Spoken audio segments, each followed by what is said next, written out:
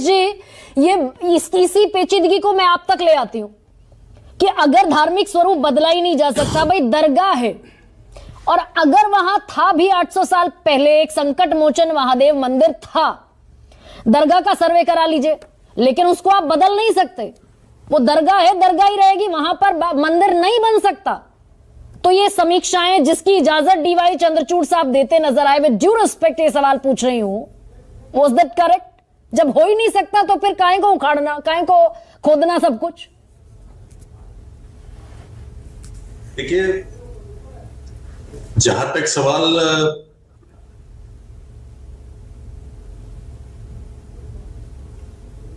कानूनी मुद्दे का है तो ये आप तक है, तब तक ये सर्वे का कोई औचित्य मुझे समझ तो वैसे नहीं आता, बिल्कुल नहीं है।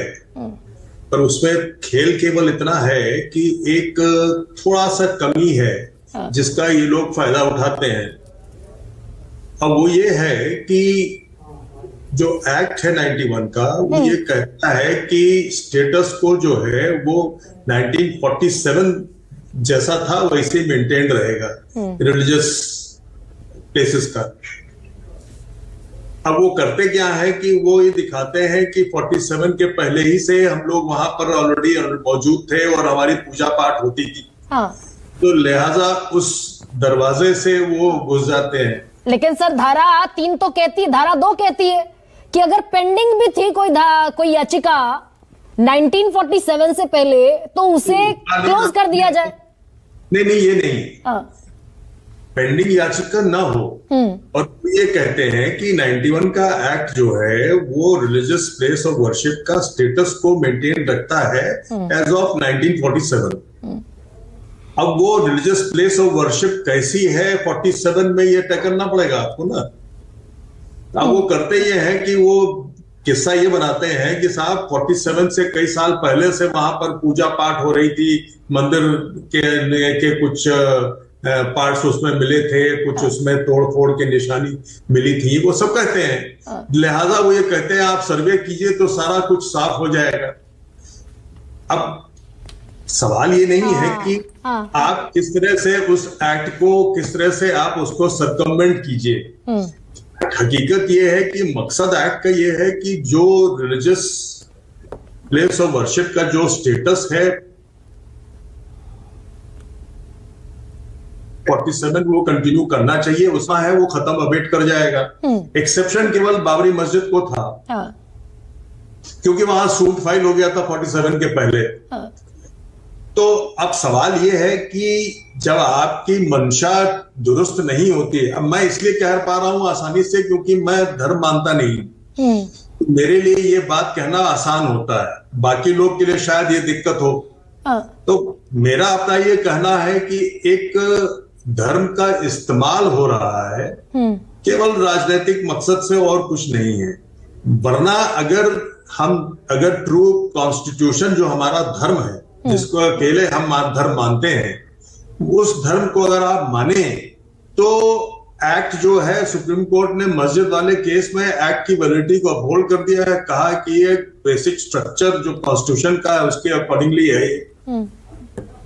अब अगर एक्ट वैलिड है और कॉन्स्टिट्यूशन बेंच ने अपहोल्ड कर दिया है उसको, तो केवल एक एक्सेप्शन था जिसको कि आप मस्जिद वाला, बाबरी मस्जिद वाला, वो आप तय कर चुके हैं।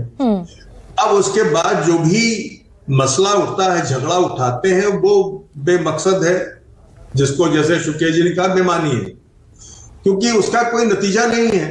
जब तक कि आप एक्ट बदले ना, तब आप उसमें सर्वे करा के क्या देखेंगे?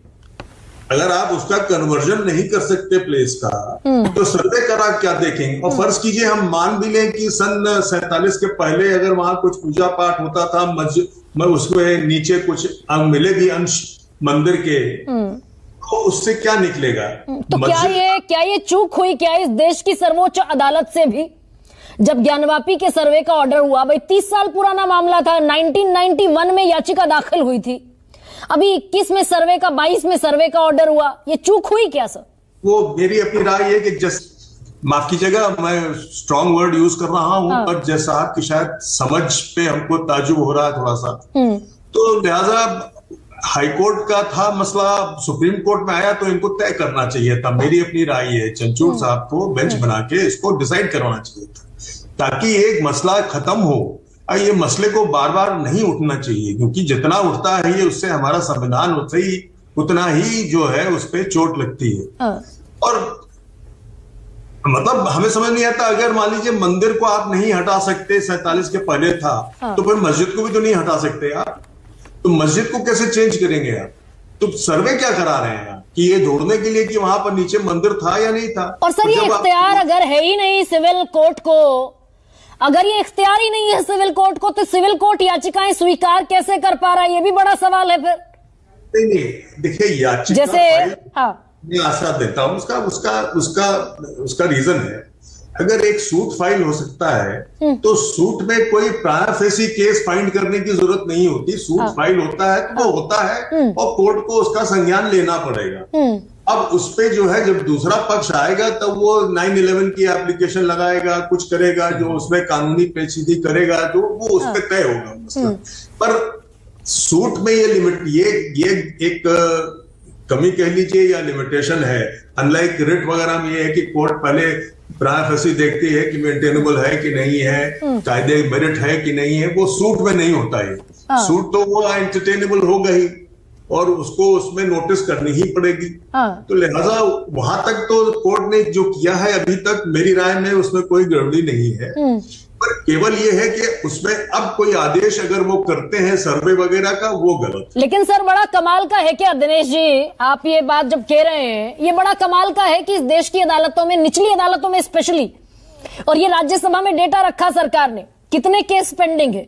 4.5 करोड़ केस पेंडिंग थे जनवरी तक, 11 लाख और बढ़ गए 11 महीने में, 9 लाख और बढ़ गए। लेकिन इस केस में, इस तरह के केसेस में इतना तुरंत एक्शन हो गया कि भाई 19 को याचिका हुई, 19 को कोर्ट कमिश्नर नियुक्त हो गया, 19 को सर्वे का आदेश दे दिया और सर्वे करने पहुंच भी गया प्रशासन 19 को।